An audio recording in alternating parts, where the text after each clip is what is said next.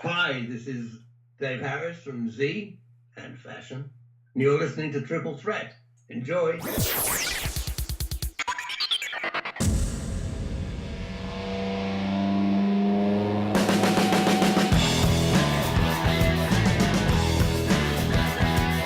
Hello out there and welcome to Triple Threat. We are the all talk no music show on YouTube.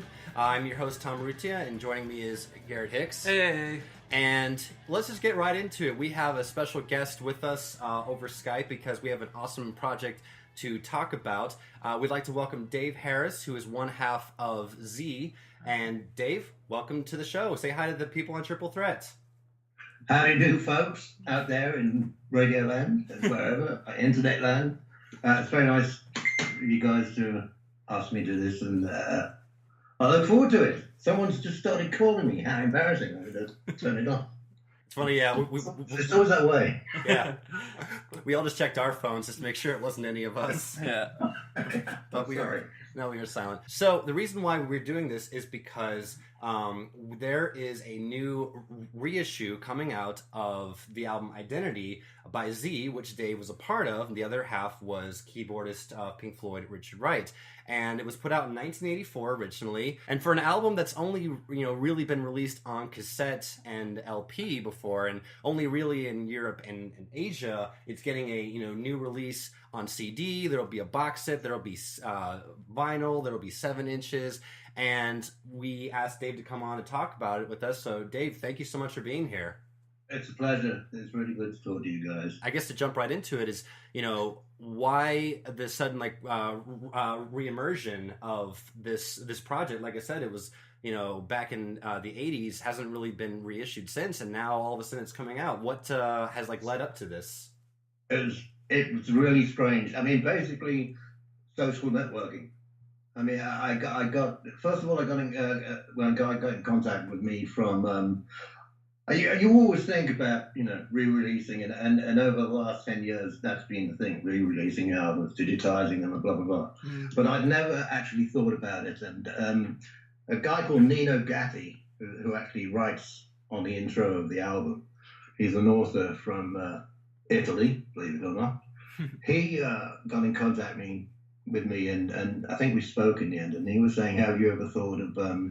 I think he was doing a book at the time about Floyd or whatever, and he said, "Have you ever thought about re-releasing Identity?" And I said, "No, no, never thought about it, Nah. oh, never." And so we kind of left it there, and he did his book and everything, and I don't know, possibly 1 or 2 weeks later, I got a phone call from someone in their car saying, "This is Rob Hailing.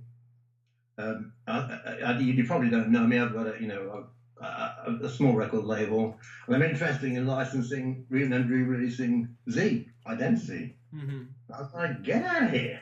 And the strange thing was, he lives about 20 minutes away from me, which is like, you're joking. So anyway, so then we got into it, and I went down to my friend's studio in London, who I've worked with for a long time. It's Paul Fishman from Reflex, Politics and Dancing, a big record in the 80s. Yeah. We worked probably since not long after finishing Identity, probably about 86 or so. Mm-hmm. So, and I still got the master album of Identity in storage, that's because the recording studio that we did it in was actually closing down. I happened to go there one day, and someone said, "You need to take, you need to take that out because the building's going to be going soon, and that's just going to go. It's just going to disappear." So that's how I got the, it had just been left there since we've done the record. Yeah. That's how I got the master album, and left it with Paul. And in the 10 years after that, I went to live in New York and Rio, and then came back, and this happened. And I said, "Paul, have you still got the Identity album?" He said, "Yeah, it's up in the loft there somewhere." Yeah, who would want it? that was like, I was like, "Oh, he's just thrown it away or something." And no, he said, "I've got it upstairs. It's up in the loft." So we got it out, and I said, look, this is happening, blah blah blah, and I really think it's worth giving it a punt. Let's have a go, and together we'll do the co-reproduction, digitization sort of thing on it. And he said, yeah, that would be cool. Awesome. Yeah. So that's how we found it. And then I called Nino back and said, yeah, we're going to do it. And he was like, oh, cool. Very cool. Then from that,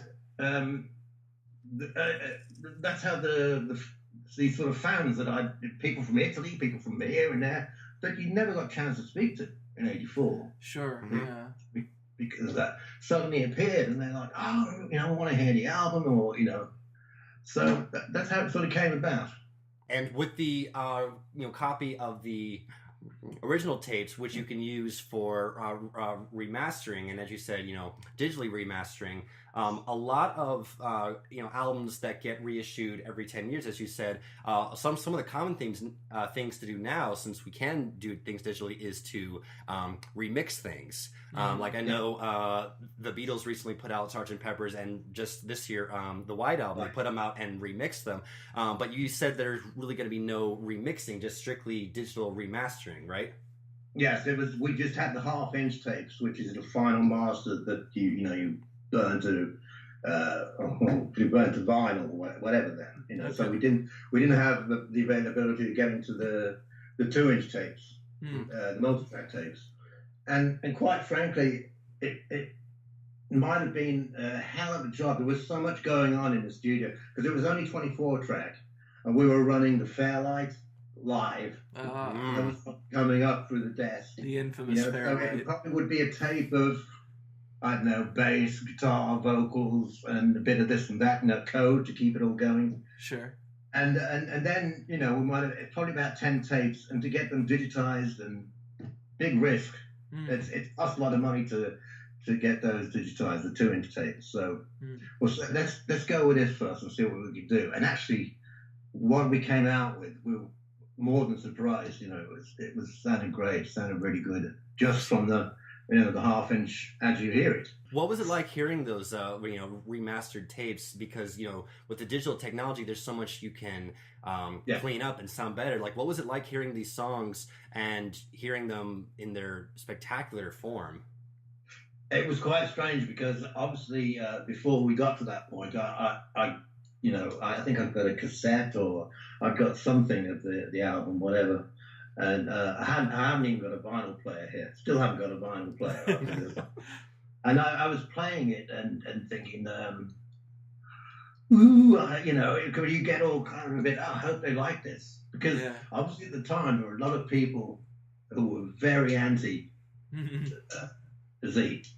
Sure. And it was like, what the hell is that guy from Fashion New Wave punk group, whatever, doing with Richard Wright, which I wasn't actually. I wasn't that sort of person, but never mind. But so it was. I was always a little bit wary about how the response would be. But just from putting occasional tracks and teasers and things on Facebook, Instagram, and blah blah blah, the response has been fabulous. And there's obviously the generation of my age who are also seem to be interested in it, and a new generation who probably weren't even born, who it's really cool. So we shall see. Yeah, the three of us at Triple Threat, Becca couldn't be here today, but had our own exposure to Identity in various ways. Do you mind me asking you how that came about? I was researching whenever I'm getting into a new band, I like to research like everything that they've ever done individually and as a group. And then I came across Richard Wright's three. You call him anorak in Britain. You call him an anorak. Yes. The guy stands on the end of the train station taking all the numbers. The trains and go on. It's a guy who's like a complete collector. Yeah, that's me. So you've been What colour underpants was David Gilmour wearing on the Earl's Court gig on 19... Here we go. I'm not that guy. You got that? I'm not that guy, but I would going through and I'm like, oh, what's this Identity thing? And so I actually did find it on YouTube. That was the first place that's the only place that I've ever found a copy of Identity that didn't cost an arm and a leg. because you have to import it. I think at the time it was the only album that wasn't digitized. There was a CD which was a complete bootleg from somewhere in Eastern Europe or whatever. But so it stood out in that way because that's another reason why I thought, well, this is cool because it's the only one I think that hasn't been burned, digitized. Right. So we've covered that now. Right. And so when I listened to it the first time, I was like, oh man, I wasn't expecting this. Like I said, I just had no idea that this would be what I would hear when I pressed play. But over time, I just found little things about it that I love and that I look forward to every time I decide to turn it on. I'll put it on at work. I work in a warehouse. And I'll get these really weird looks from my coworkers. The worst thing about it is, when I look back now, is because of the situation, because of Rick and I working together. Mm. The first track, Confusion, I kind of like it. Oh yeah, it's a bop. But it's not the story of Z. But the record company was saying, we've got to have something to put out, as they did in the 80s. Got to have a single. And I was like, oh, crap. That's, I'm working with Rick, for Christ's sake. Employed, don't have to worry about singles. Yeah. So I had to do that one, at least, so it could be offered. Well, you were kind of forced into doing Confusion in a way, then? I just felt obligated to do it because, we had a lot of problems, because I was with Arista, Rick was with EMI, basically, Harvest EMI, whatever. And we came together. Arista wouldn't let me go. They would then release me for a certain time to do the album. And they weren't happy about that because of the band I was in at the time. And Rick was okay because they were probably in control of the EMI. Last few years, so he could get what he wanted. But it was very awkward. And I just felt, maybe this would make life a little easier if we... And then that's the worst thing you can do as a writer is try to write a single that they want. And it I don't think it works. It's a nice track for fun, but I think the tracks that we'll get into work a lot better and tell the story. Okay. So then you mentioned the story of Z. Let's back up and tell that story a bit. How did you get in contact with Rick, and what were you doing in the few years preceding Z?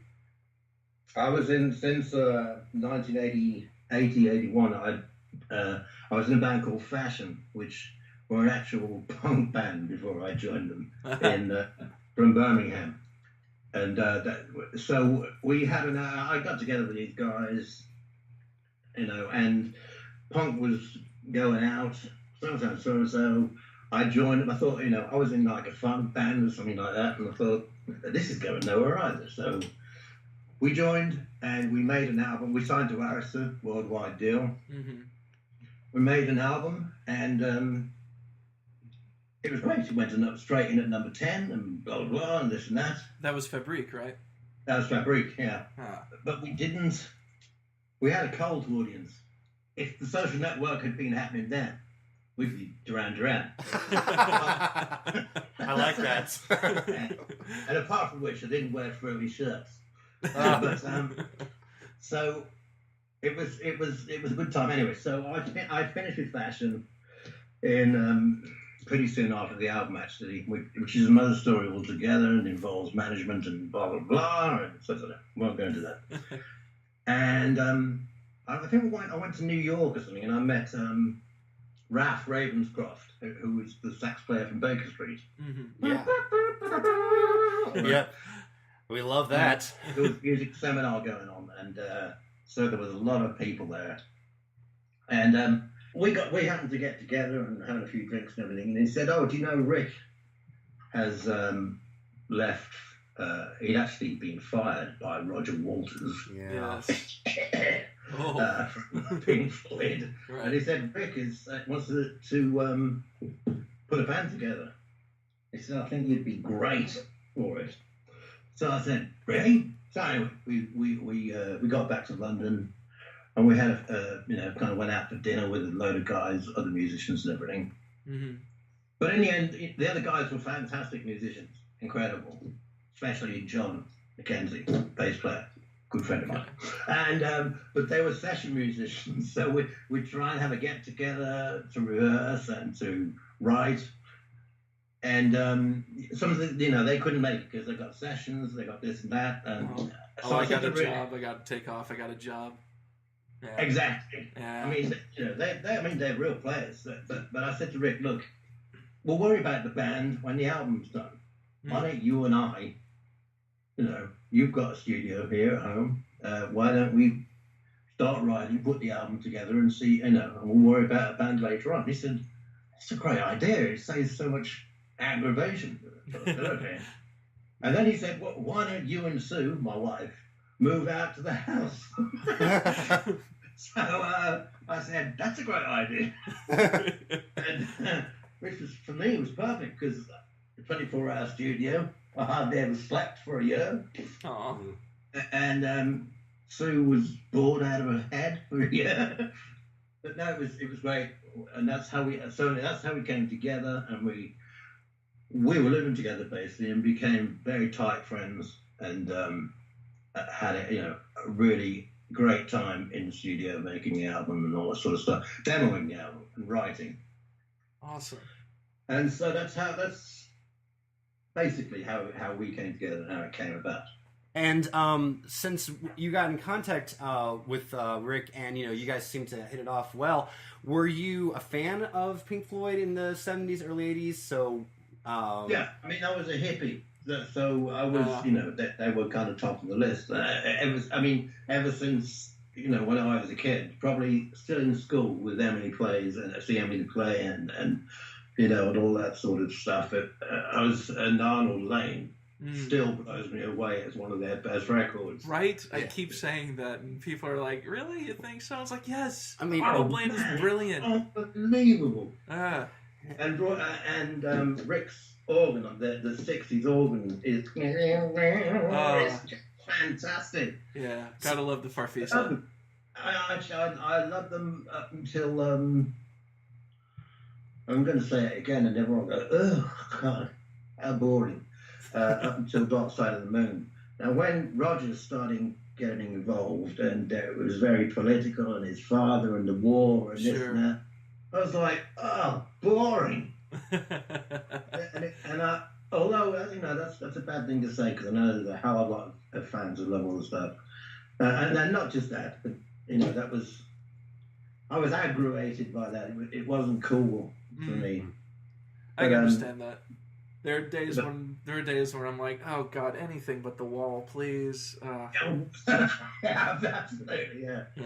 And you know what? I'm so bad I can't remember the name of all the albums, but I mean, Oklahoma was made when I lived in the Midlands in Birmingham. Oh yeah. And the second half of the album, I think it was recorded in a club called Mothers, which was, I don't know if you heard of Mothers. It was over a furniture shop in this little town in Birmingham. And it became so famous. All the American bands came across, like Spirit. I'm not be able to remember anymore when I see the Tyrannosaurus Rex, Elton John, it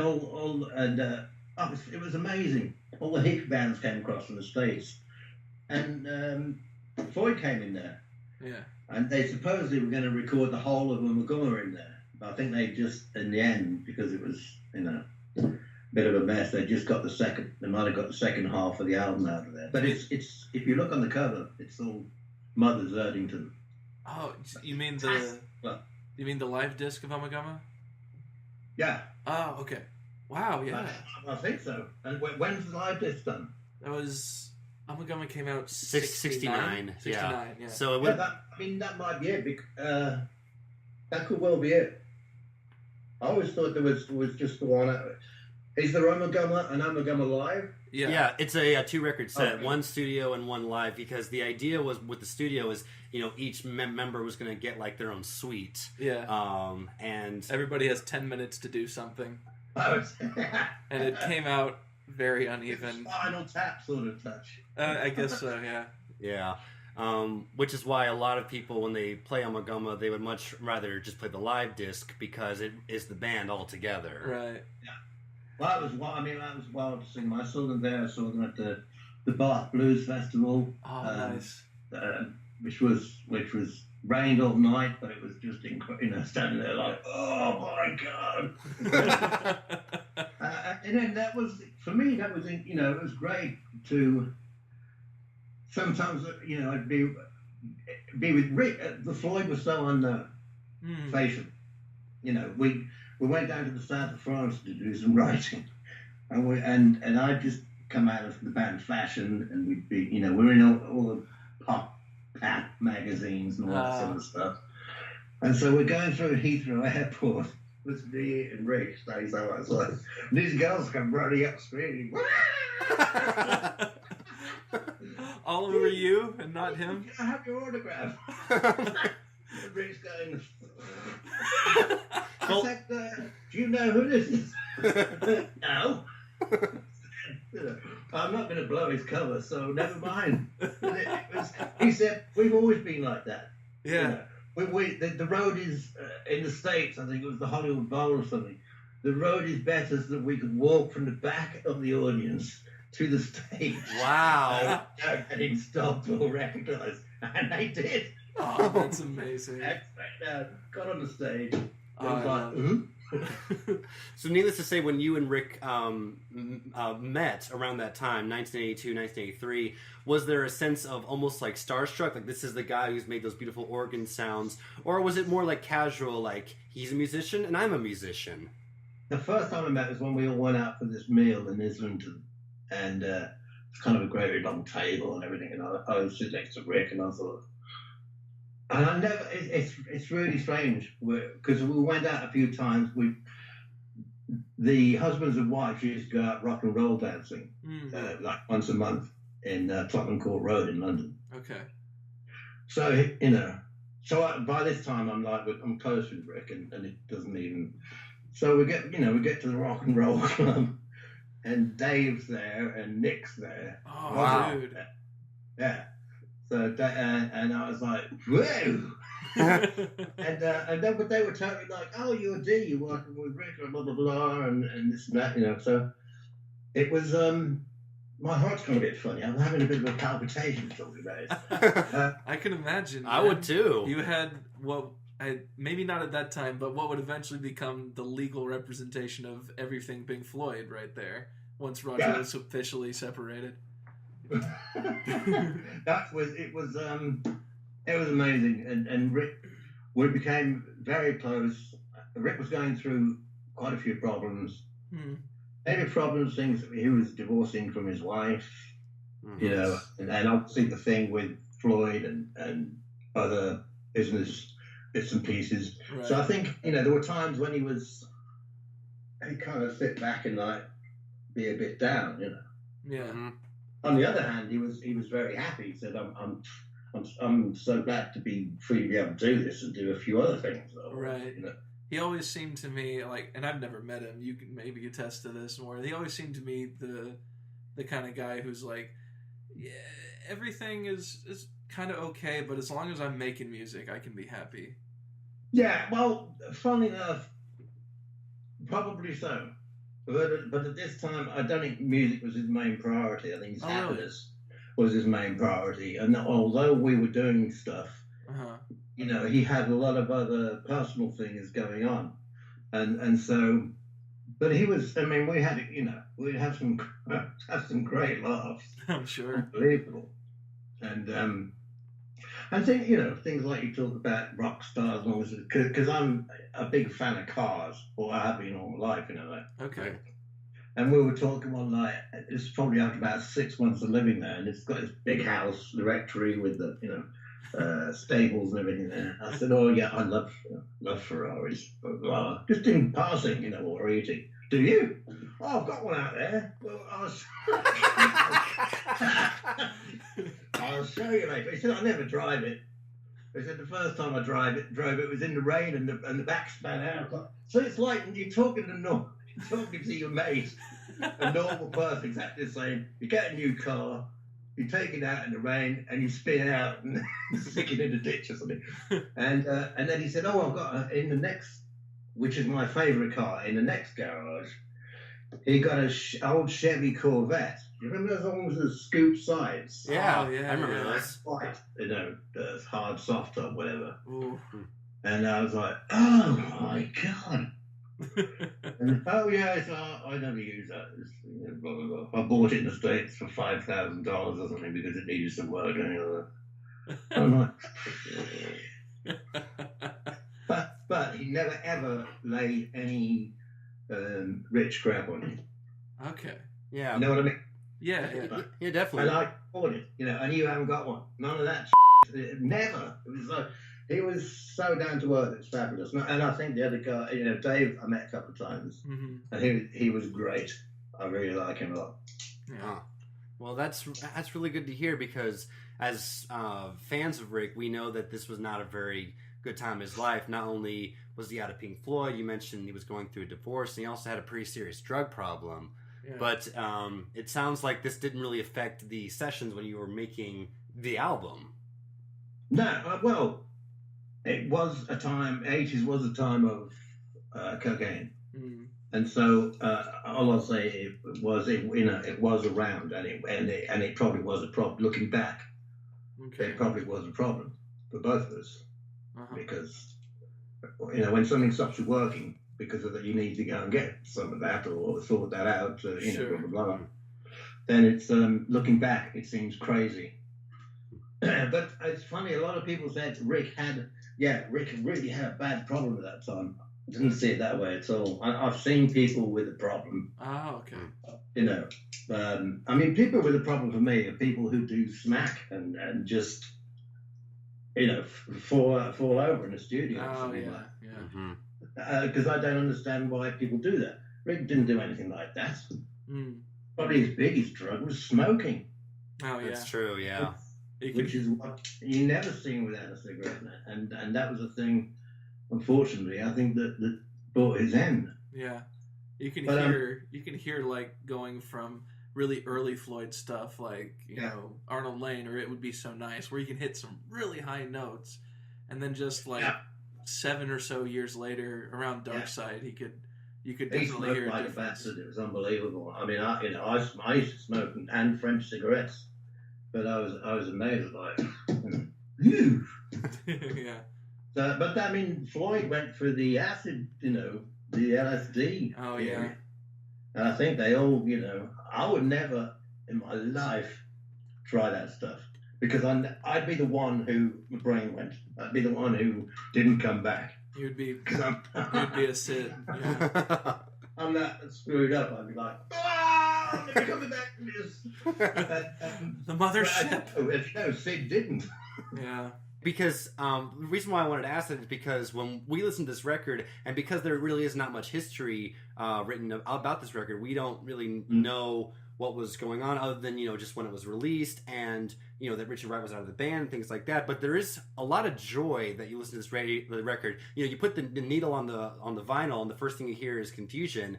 And, you're grooving to it, and it's so much, it's a lot of fun. Then the other songs, probably my personal favorite song on the record is actually Strange Rhythm, just because of how, like, kooky it sounds and quirky it is. Yeah. I love that one as well. And that's the Fairlight had just come out. Rick had obviously been given one or something, because I walked in the studio, I was like, oh my God, it's a Fairlight. They said, I have no idea how to use it. The infamous Fairlights. So, and they were about some ridiculous price at the time then, and I was like, I'm determined to get this thing together, so I started, at first you had to type everything in, every bloody note and the space and this and that, and I was like, this is terrible. But because he knew the guys who were distributing it in Britain, we managed to get in contact with them. They came out and they said, no, we're working on a sequencer, one of the first sort of on your screen sequencer sort of things, like Logic and etc. And so they came out and bought this, I think it was probably an 8-track sequencer, which you can see in in the booklet that I put in the album. Ooh. And it just, yes, there's a 24-page booklet in the album as well, which explains everything we're talking about now. You're getting a preview. Exactly. We're giving people, something to be excited about, so they can go and actually read something. Yeah. Yeah, it's cool because there's obviously other things in there, but which we probably won't get into it. But sure. So they came out, and this guy said, "This is the beta disc of I think it was called Page R at the time, and you put it in, and like an 8-track sequencer comes in. So there you go, track 1, congas, bongos, whatever. Yeah. Mm-hmm. And in the end, that's how Strange Rhythm came about, because it just had 8 tracks of really odd rhythms and noises, kind of African noises and things like that, which I love. Yeah, that's probably my favorite bit in the song is the couple of drum breaks in there where it's just thundering away, and it's like, oh man, yeah, it was great. It was so much fun. Definitely a highlight. Oh, that's good. That's great to hear. As we go along, please let me know what your other highlights are. Well, I already mentioned voices. You mentioned voice. I love voices. Yeah. I love voices. It's so ethereal. Yeah, that's definitely one of the. And Rick's keyboard and that.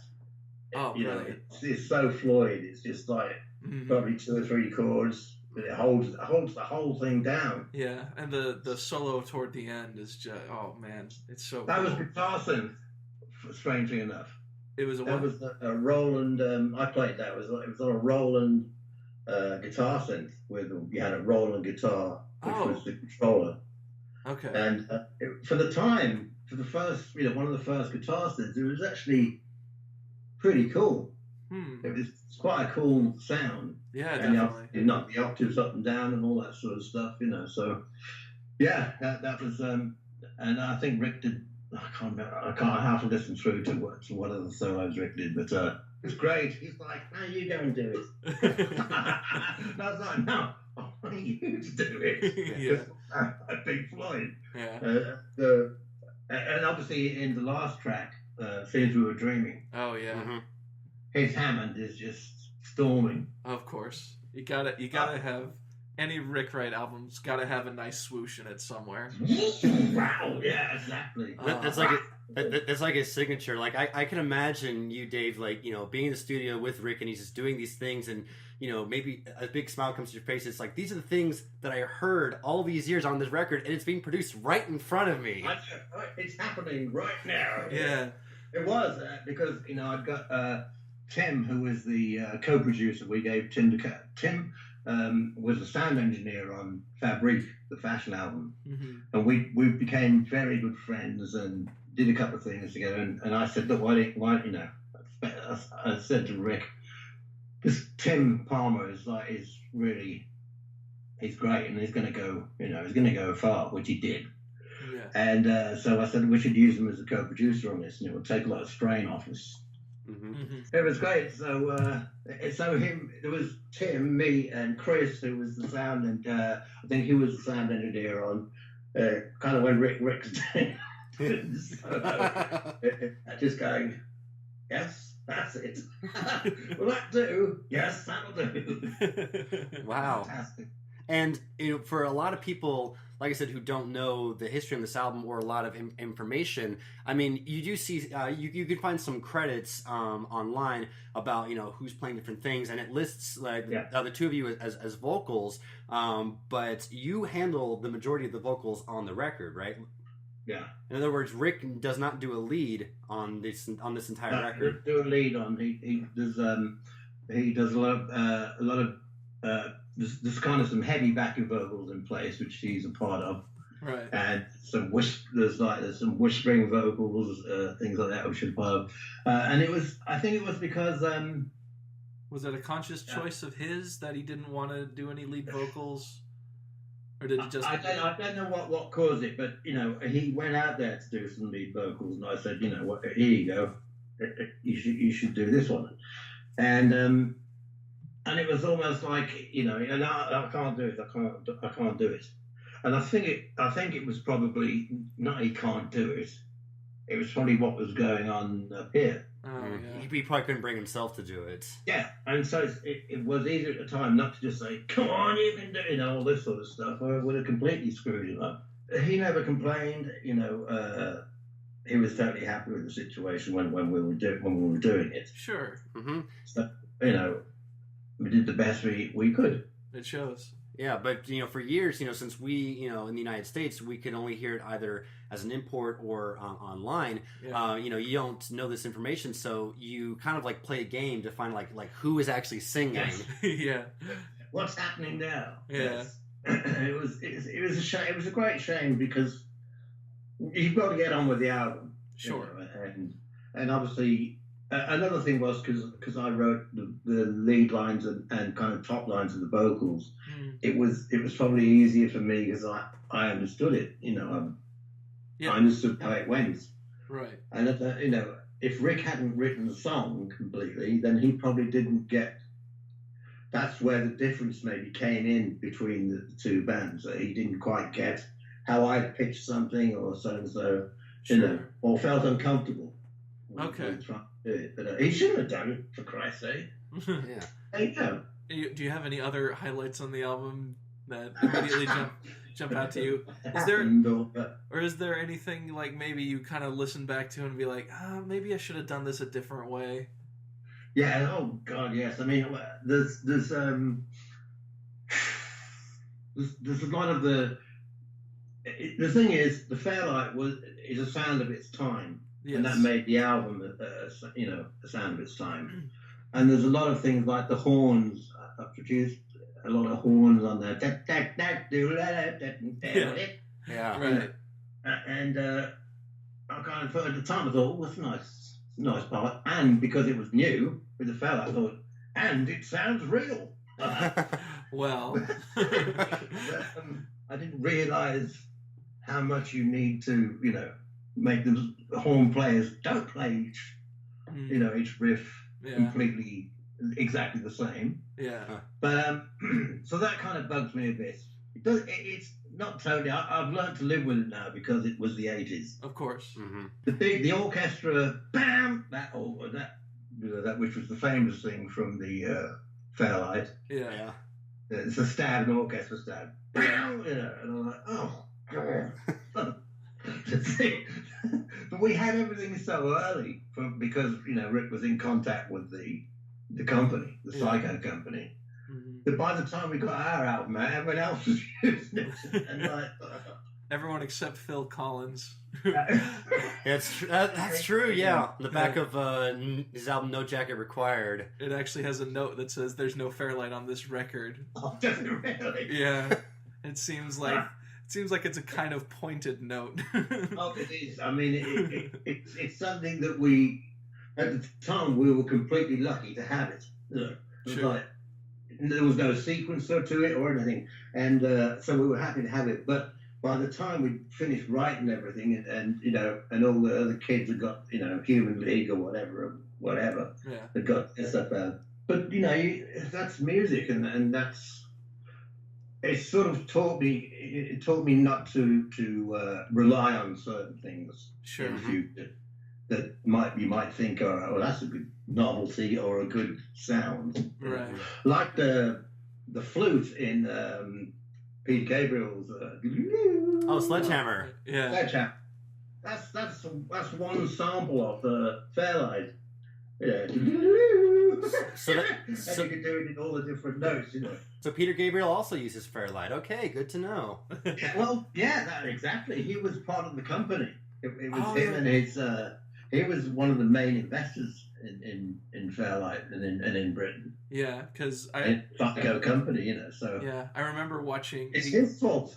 Well, yeah, you watch. There's a great documentary about the making of Security, the fourth album, and it shows him like going to a junkyard and just making noises and recording it into a Fairlight. Oh yeah, I remember that. Yeah. Yeah. That was the great thing. And another thing that happened as well is, as the Fairlight came out, which was ridiculously expensive, because it was the only one around, the Akai 900 came out, which was a rack mount sampler. Only cost about £1,000. Wow. and it was really pretty basic. It was kind of low frequency and everything, but the editing was really easy. So you just put it in your sequencer, and it was fantastic. And that kind of changed the whole thing. Then the S1000 came out, which was the update, which was amazing. So Akai took over then. Yeah. Kurzweil had a mega expensive sampling machine like the Fairlight. And I think Rick used one of those in the end after we split when he went back to Floyd. Yeah, I've seen. Next to using a Kurzweil. Yeah. Another instrument that I quickly wanted to ask about, Dave. You are credited as playing guitars on the album, and some of the guitar sounds that you hear throughout the album, some of them sound very heavy, and I believe that one of them actually is from a Jimi Hendrix collection of guitars. Oh God, no, that's got mixed up somewhere. We're going into Le Mans then now. Oh, because really? I did on Cuts Like a Diamond. Yeah, that was the one. I used a Strat, which was from a guy from Aristide record label. I think he was one of the sales team or something. And he came into the studio and said, "Can you use my guitar on the album?" So I said, "Yeah, sure." So, but on the other hand, when we were doing the Le Mans album, we used a percussionist. Cool, I can't remember his name right now, but he used to be the drummer with Sade. Anyway, a good friend of his was the drummer out of the Jimi Hendrix Experience. Oh, Mitch Mitchell. Nice. And Mitch had left him a couple of guitars while he was away. He said, "Oh, I've got to go away." So I said, "Will you look after these? They're Jimmy's." But he gave them to me. Jim was already dead. Sure. And so we were talking, and Martin said, "Oh, I've got a couple of Jimmy's guitars." So I said, "You have to bring one in." Well, yeah, because he was growing up, he was just the complete hero. Oh, of course. From when I was about 13 or so. As soon as I heard Jimmy, I was like, "That's it. That's what I want to do." He's the coolest. No one can compare. He comes in this one day with his white, left-handed Strat. Strung the other way around. I think it had been strung the other way around, and we strung it the other way around so we could play it. And he said, and it was bashed, all these from these great big rings that Jimmy used to wear and everything. Yeah. And I said, "Well, I'm gonna have to, restring it, whatever." So he said, "Well, go ahead." And we used it. Bloody hell, used it on the Miles album on. I can't remember which track, but it was in the studio a couple of days, and because I was playing the guitar, most of the instruments actually on the Le Mans album. So I co-produced that. Well, I haven't told you this, so I co-produced that with Tim Palmer, who did Identity. And then Giorgio Moroder wrote Never Ending Story, which became, and they thought, Le Mans should sing this, so which he did, and that became a number on the album as well. Which is one of your favourites, I believe. Yeah, yes, it is. Perfect segue. Yes, Never Ending Story is a cherished movie of mine, and the song, of course, it's such an earworm. It's one of those that gets stuck in your head and you can't get it out. Yeah, stuck with all day. And it was so surprising to me, like when I learned that Dave was part of this. I'm like, oh, I know him from something. Because I watched the video. There are a couple of music videos floating around there, and Dave's in one of them, or two, and I just like, wait a second, I know I've talked to that guy. One thing we should talk about for listeners who don't know, the name that you guys came up with for your collaboration, Z. Tell us how you came up with that one, and even with its unique spelling. Did you say ironic? It's ironic because I imagine you took it from how we in America pronounce the letter that comes after Y in the alphabet. Yeah. I lived in America a lot of my life from when I was a kid. From when I was 3, I first lived in LA, and then in '65 I lived in LA, which was a pretty wild. Oh, I bet. Yeah, man. As a kid, I was about 12 then, I think, and got off the plane and some kid on a board flying down the road, and they're like, "What the f*** is that?" Whatever that is, I tonight. It was unbelievable. A skateboard, and it just like, wow, it's been in my heart ever since. You know, it's a memory of like you never forget. So yeah, and I think when you come up with a band name, it's really stupid because yeah, so that's how all band names are born. Crazy. Yeah, you drive yourself crazy, and people say, "What about so and so?" And you say, "That was a fucking stupid," or you know. But I said to Rick, "What about Z?" I thought I just think it's sort of like a final thing, and I love how it's, you know, how Americans say Z for Z. Yeah. Everything, and it's nothing. Yeah, just Z. It's just I love it. I love it in that I can scroll all the way to the bottom of my list and find y'all immediately. Do you know, it's also an Indian film company, and it's a make of toilet paper as well. Gee, I found that afterwards. It's amazing what the internet turns up when you oh my god, it's toilet paper. You're wiping your ass with my Z. Oh no. With my album. So Rick was like, yeah, great, you know, what the hell, yeah. And I thought it was kind of, you know, sort of Zorro, or, you know, it's a good shape and all that sort of thing. In actual fact, it became the most awkward shape to do anything with, you know. But the new graphics, I think, are a little bit better. I don't know whether you've seen them online at all, with like Rick and myself looking at each other and you know, that sort of thing. And I've made a poster. Yes, exactly. Yeah. And have poster because I had no when we kind of finished off and everything. I had nothing. I had a couple of I don't know, 3 or 4 8x10 photographs of the standing. And then some contact sheets of just headshots. Right. And when I was speaking to Gala and Jamie, his kids, and they were saying, "Oh, I don't think we've got anything else," you know. So somewhere there's a lot of photographs because we did a couple of really good shoots that are missing. Yeah. Yeah. So now it's looking really good. I think the new. Now I've done a poster for the box set, which is about, I don't know, A3 sort of size. Wow. The same photograph, but you know, I was standing it. Yeah. So you'll see that when I put the link up for the pre-order, it should have there's a photo already done of the box set.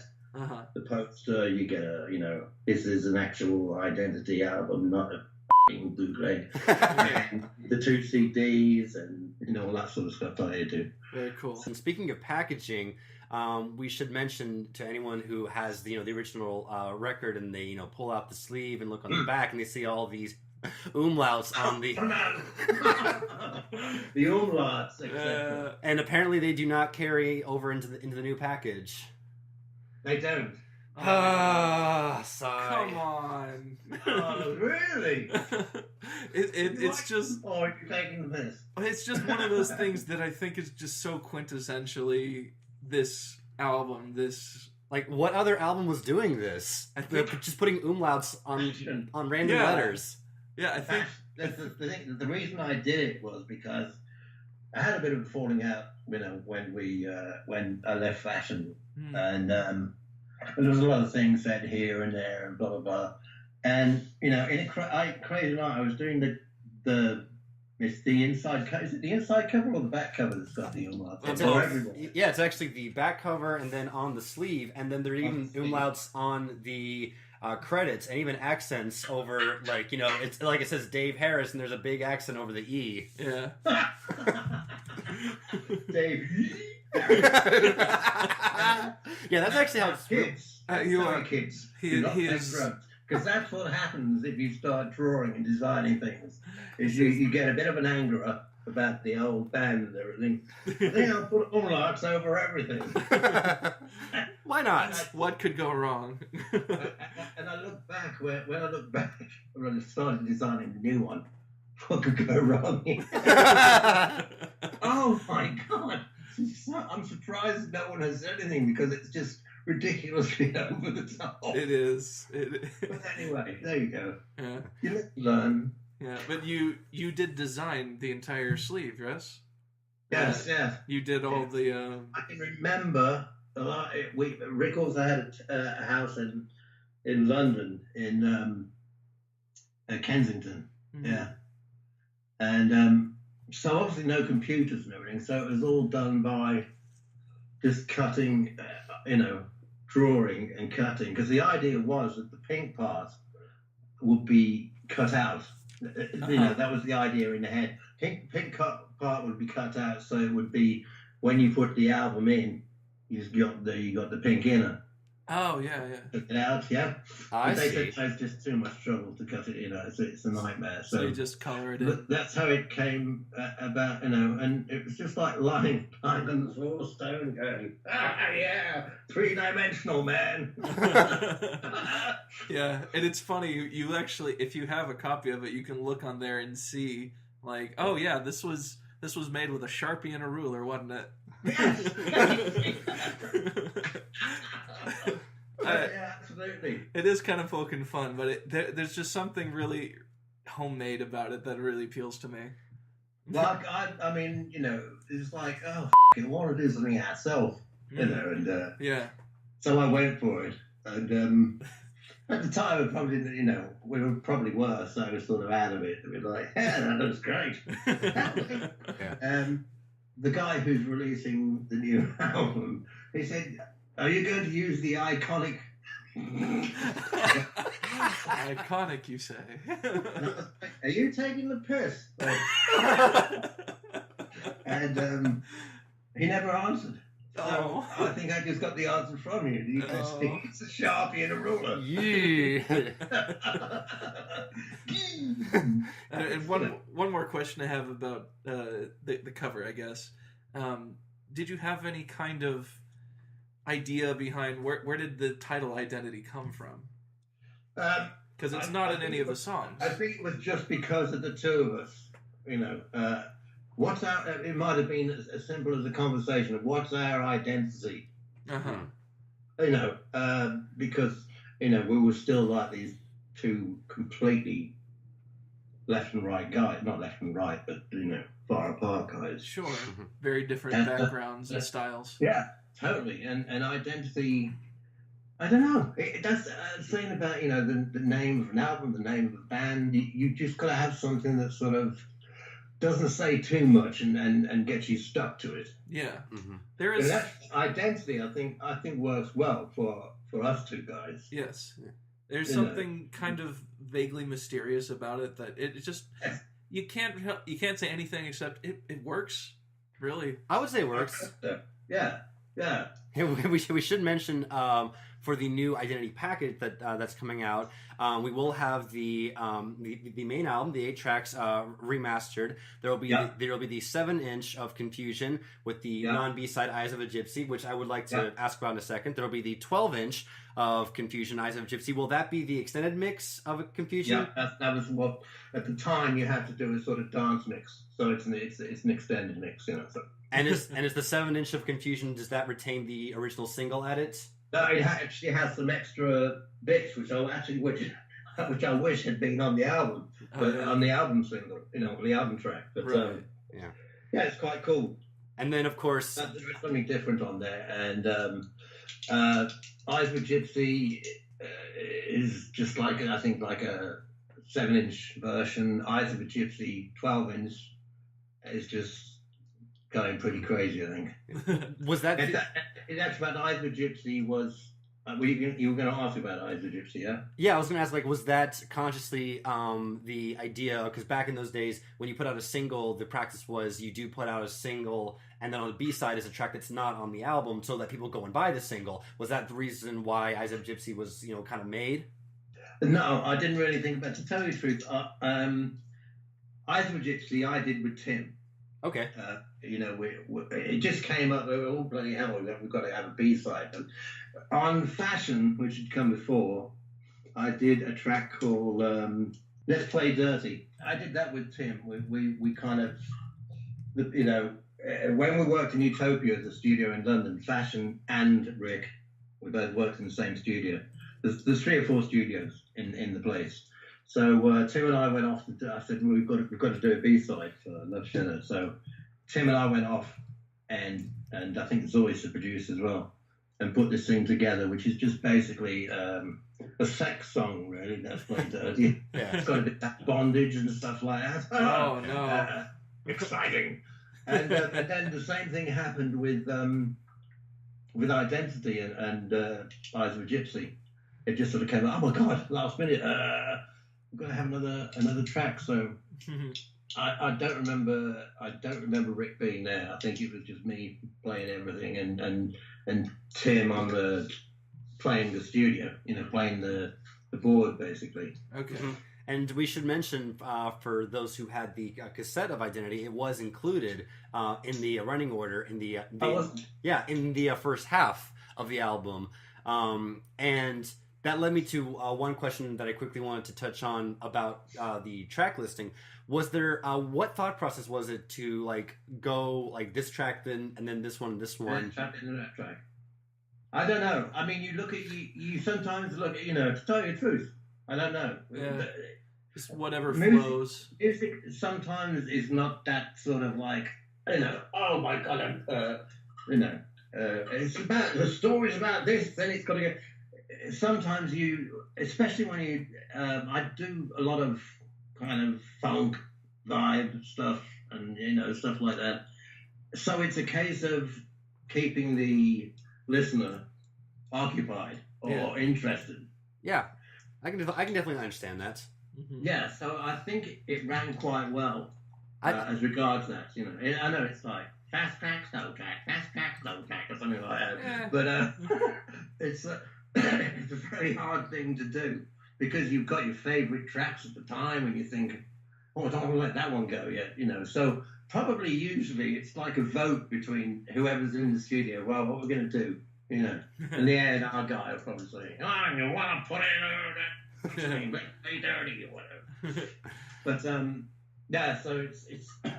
But I like the running order. I love how it starts with when it was a vinyl. How it started with Cuts Like a Diamond. Mm-hmm. Oh yeah. That's one thing I miss on CD and everything. You don't get the turning over bit. Yeah. You're just you're on to the next track. Right. There's some. You go, oh, what's coming next? And just it's exciting. Just that couple of seconds of anticipation really adds to the whole experience. Mm-hmm. Even if you knew. Yeah. It's just It's like, all right, that side was cool, but now, man, my favorite is the first track on the second side. Let's do it. Yeah, absolutely. Absolutely. Yeah. And speaking of the packaging of Identity, as we did mention, the main album will be out remastered. Then there's the 7-inch and the 12-inch. And for people who will want some bonus tracks, Eyes of a Gypsy will be included. But also, you put this up on the Facebook page. You came into a cassette recently of some rough mixes, and tell us how that came to be, and what's the process been like listening to that and putting that on the new package. Well, that was really amazing. So it was a few weeks ago. I was kind of looking through the Facebook posts and everything, and an old friend of mine who was actually my best man in 1972 posted this cassette. Yeah. This cassette and said, "Do you remember this?" And it's rough mixes from the Z album. Only 5 tracks: Cuts Like a Diamond, Private Person, Strange Rhythm, Voices, and Confusion. Oh, cool. So obviously, you always do that. Most nights you like, I've got to take something home with me to listen to. So this was obviously one of those nights. So I did these tracks, and they have, listening to them, I was amazed because they're on cassette. They've been in his drawer, or with cupboard or something. And I said, oh my God, I can't believe it. I haven't got that. And I'd obviously sent them to him, hi Lee, have a listen to these, see what you think. And so yeah, I went to go and see him in London, and we, I re-digitized the cassette, which I can't believe how good it sounds. It was unbelievable. There was sort of no hiss. Wow. And I didn't want to do anything too much on the EQing, like we've done on the digitizing of the album. Just kind of leave it the way it is. Yeah, but it's still, it's still flat. It still sounds great. It's fabulous because you can hear other instruments coming through and things.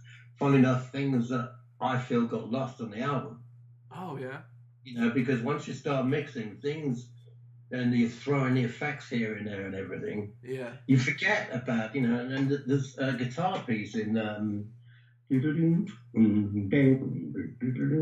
oh God, Voices. I think it's Voices. It's completely gone, I think, in the end result. Yeah. I was like, man, that was fabulous.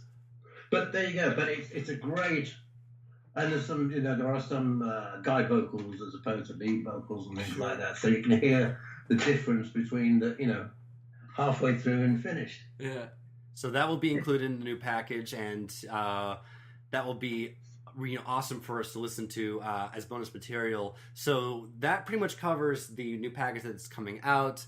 And when the album originally came out in '84, you and Rick, did you stay in touch after the album was out, or just kind of part ways? Okay, I'll tell you what happened. Everything was cool, and Rick was talking about. Rick did an interview, I think, and he was saying, "I want to go straight on with the next album." Yeah, and I want, we want to tour and everything, which is totally cool, and I was cool with that as well. But we were in a situation where Rick is a multimillionaire. Mm-hmm. I wasn't. At the same time, funny enough, the Lamal album for what's it called? Don't Only for Suppose? Love. Is it Don't Suppose? Is it Don't Suppose? It might be Don't Suppose America. I can't remember if it's Don't Suppose or Only for Love. Anyway, Lamal got in contact with me about because I could program the Fairlight and everything. Would I like to co-produce his album, his first solo album? So I said yes, because it would be great for my career as moving on. Because aside from working with Rich, I wanted to do production as well. Mm-hmm. Rick. I wanted to do production as well. So that's where things fell apart. And Rick got upset because I wanted to do that, and it would obviously take probably another 6 months or so out of time. So, do you think Rick maybe had a desire to make more music, like maybe a second album? Oh yeah, totally. He was. Some of the press releases and things I've seen, when we were making the album, he was like looking forward to going on to the second album as soon as possible and touring. Very cool. Which we were both cool with. But you would have hired some session musicians to come on and fill out the band. Probably the guys that we started with. Right. Yeah. To do it, and but as I say, I wasn't in that sort of financial situation that Rick was in, and I was given this offer to do the album with to co-produce Lamal's album, right. and I thought I have to do it. So, which I think was only fair. I'd like to buy a Ferrari as well. Sure. It's not often you get a good opportunity like this. Whether what was going on, I don't know. We didn't talk for a while, and then it didn't talk for a while longer, and then that was it. And it was a great shame, a real great shame, because it shouldn't have been like that. Yeah. And I never saw him, and then he died. That sucks, man. That really sucks. But I've met Jamie and Gala since, his daughter and son, who were young, this tall. Yeah. They're about 11 or 12, and we've met since and chatted, and everything's cool between us, which That's is nice. I'm really happy about. And they're like, yeah, Rick would like this and blah blah blah. So, okay. Although it's it's a little frustrating, it's good. Everything's cool with the family. Sure. Absolutely. So, and everything's cool with the fans as far as I can see. Right. And he sent me a letter one time because he was away a lot of the time, having either a new boat built in, Taiwan or something. So Yeah. And Juliet called me, which is his ex-wife at the time, and said Rick's really concerned that he's not putting enough time into the album, and are you okay? Oh. I should put letter. And he wrote me a letter and said, and left it in the studio one day when he'd gone off, wherever.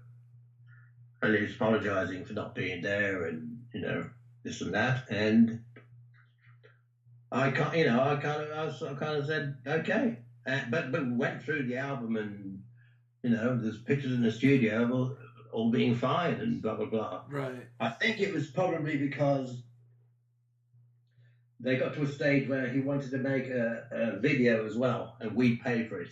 Okay. Oh, okay. And my lawyer said no. I had quite a heavy lawyer in London, and he said, no, Dave's not going to pay for that. It's ridiculous. The record company pays for that. Yeah.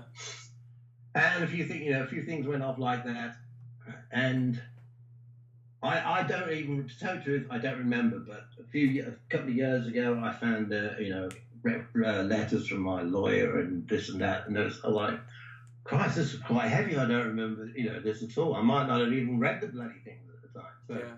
I don't know. It's a great shame, and I still think the record stands up, and I think a lot of people will enjoy it when they hear it. I agree. Yeah, the reception that it's gotten so far on social media about all the news and all the photos that have come out have been very positive. And if you think about it, if it hadn't been for social media, not only are people getting excited about it coming out, this project that of it coming out probably wouldn't have even happened because never come out. Yeah, and that's what I have nothing negative to say about Rick, because he was great. He invited us in, and he wanted to do something different to Pink Floyd. Yeah. That was the whole idea of us getting together. Right. That it was, I need to do something different and show something. And from my point of view, to go, to join up with someone from a band like Pink Floyd, that's a major, this is shit or bust. Yeah, definitely. Definitely. So I mean, so anyway, what I can say is I love the guy. He was great. Never did anything wrong to me. So it's a shame. When death happens and that, it's too late. It's all done. Sure. It's all said, and you can't do anything. I think he'd be very proud of this album now it's coming out. And I think he'd be, surprised by the response from the people who heard bits and pieces. Yeah. He never would have guessed that, some 20-somethings like this would be talking to you about. It's bizarre. Yeah. It's bizarre. Yeah, nonetheless, fantastic. Nonetheless, that we would have even not that we wouldn't even discover this album because through the internet we're able to hear it and we're able to purchase it because it's never been out in the U.S. So you have to use the internet to get it from Europe and things like that. And either that or some weird friend who stayed in London once who comes out of his room. Yeah. Yeah. So this reissue is getting a lot of excitement from the people who maybe heard it back in the day and maybe had forgotten about it, and they can rediscover it. You also have the people who do remember it and have been looking for a way to get it again on a new format. And then you got people like us who had never heard of it and want to discover all things Pink Floyd solo related. How it happened and why it came about. Mm-hmm. And a good friend of mine who got in contact with me. He's a Danish guy. I think so. I'll just find his name. And he's obviously, I think he's of my age and works for a magazine and everything. Mm-hmm. Wouter, that's his name. He's just left a load of messages for me now as I say this. But he got in contact with me and he was like, when I was doing it, it's like, oh man, I'm, I write for this magazine. He did a fabulous article, about 3 or 4 pages, in like a glossy magazine that they do across there. And I said, well, I'll send you some of the tracks so you can have a listen. Oh man, I'd do some mixing. I'd love to remix, do a remix on it and all this sort of stuff. And that's great. That's someone from the time sort of stuff. Yeah. who loves it as well. It's gonna be really weird, and it is going to be mixed because I think a lot of people won't like it Sure. from the get because it's the first thing is Rick, and who's this other guy messing with messing with this and that.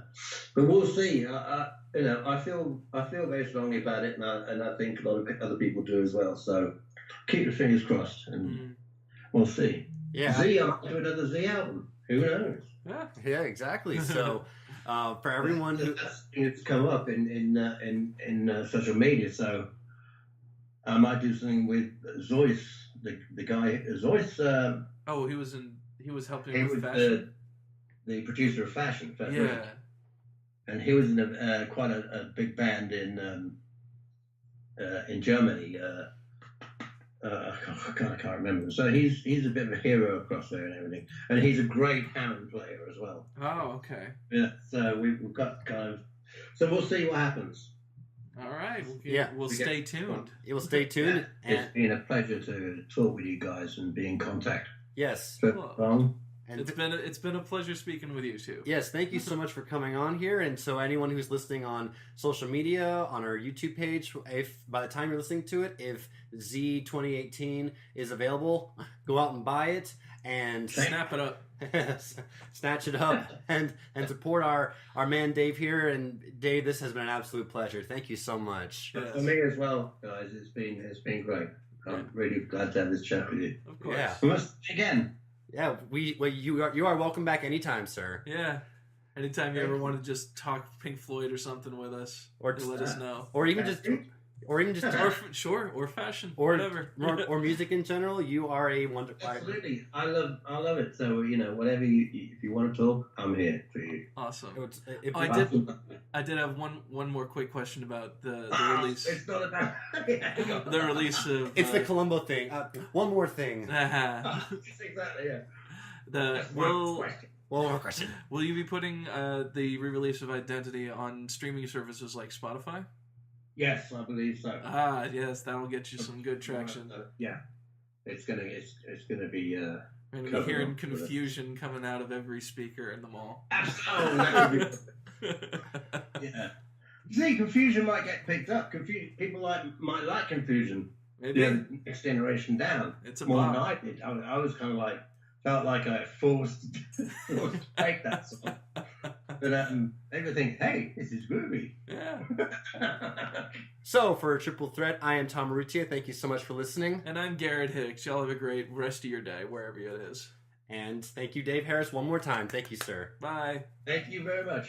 Bye, guys.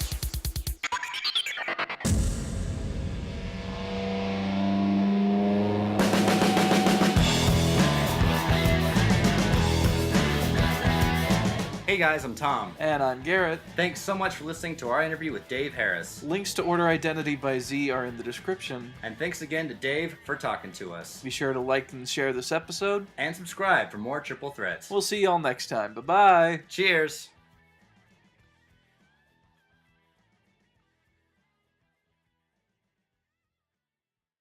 Hi, this is Dave Harris from Z and Fashion.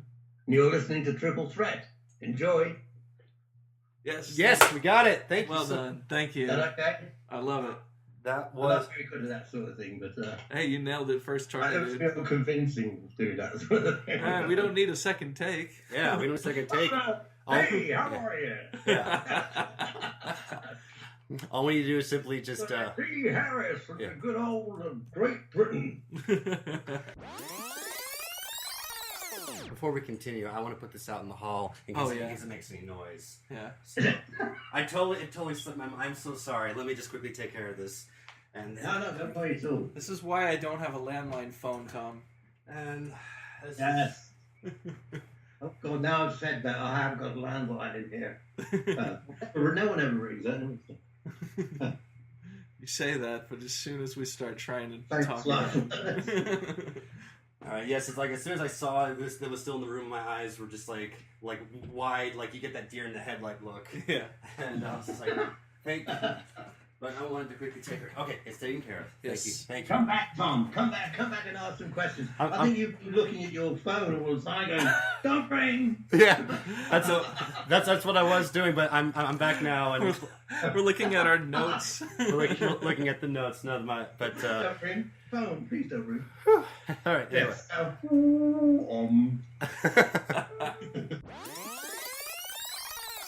Did you find the fashion single? I did. Let's Play Dirty is the B-side to Love Shadow. Yeah, baby, here it is. Mm-hmm. What? That's Here's the exactly picture it. disc. Oh wow. Oh. And here we are just looking on the internet, and he's got the actual things. What am I Do doing? you go to Discogs at all? I did. Discogs. I've got it right That's here. exactly what we're looking You're at. on there. Yeah, this is so you can see all these things on there. Yep. Wow, That's that's awesome. cool. Oh, sorry, they're probably a bit lower on the end. There it is. Yeah, there it is. So And there's fashion. I mean, there's Let's Move On. Yeah. First single.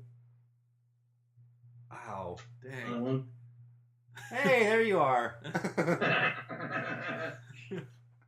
Yeah, there's a lot of fashion. I'm looking forward to the fashion package as well because Yes, Fabrique's being obviously because of the name and at the time there was a lot of photographs. There was sure. a lot of crap going on. So Yeah, Fabrique is being reissued soon. Yeah. yes, it'll be in probably the first quarter of the new year. I've done the album, all the digitizing and everything of the tracks, and so everything is pretty much. There is pretty much it's a three album package again Very cool. because we did when we first released it. You had your A side and B side vinyl, Mhm. and if you bought the CD, you had everything on the A side, and we did dub mixes of quite a few of the tracks on the B side, which a lot of people never heard. Hmm. Now on this remix, you get just about everything. There's the A side, the B side with the dub mixes and 12-inch dance mixes and stuff like that. So Right. it's going to be a great package. Yeah, definitely. And speaking of, That is identity. yeah, Yes.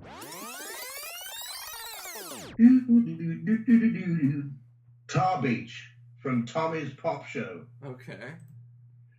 I'm on that one as well, playing guitar. all Oh right. yeah, it mentioned it on the page here.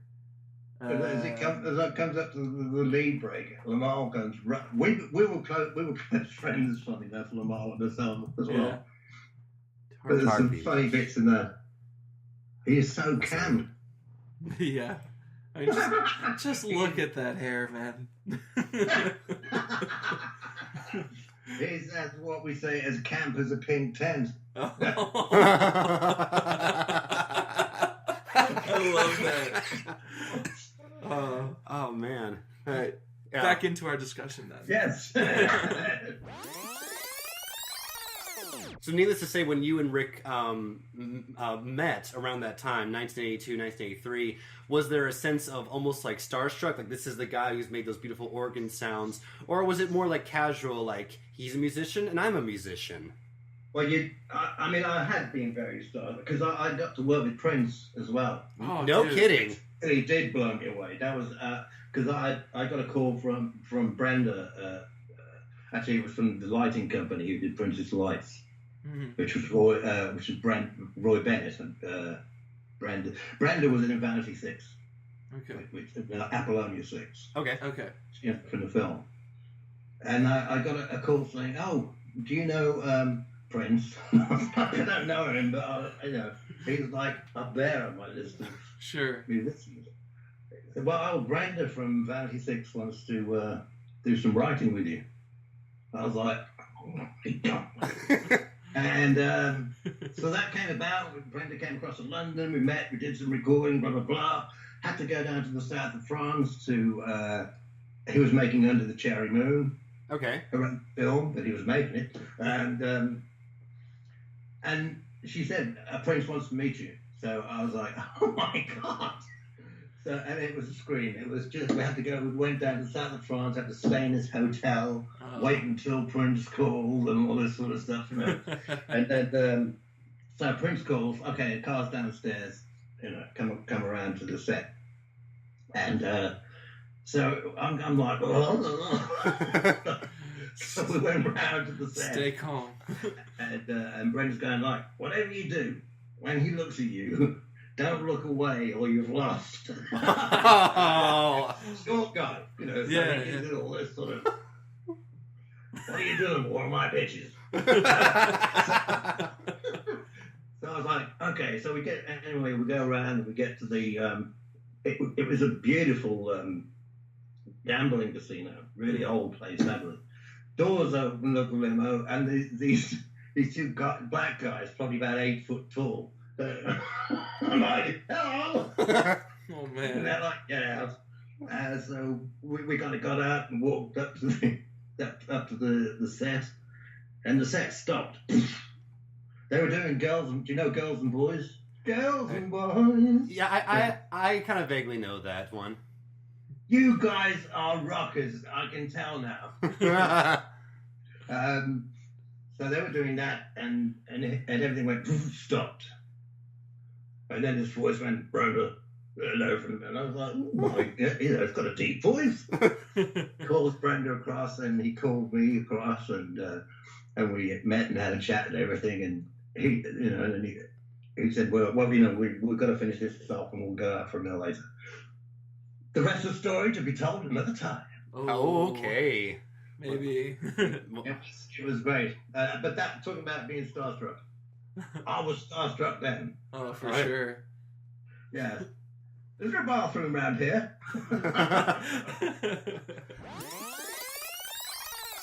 Well, that was really amazing. Oh, no. Oh, dear. What happened? He might have... Oh, need more power. No, that's... Oh, that's his thing. Don't you just hate that? That's never happened, but we are good. We're still rolling. Yep. The internet, they should be past this sort of crap by now.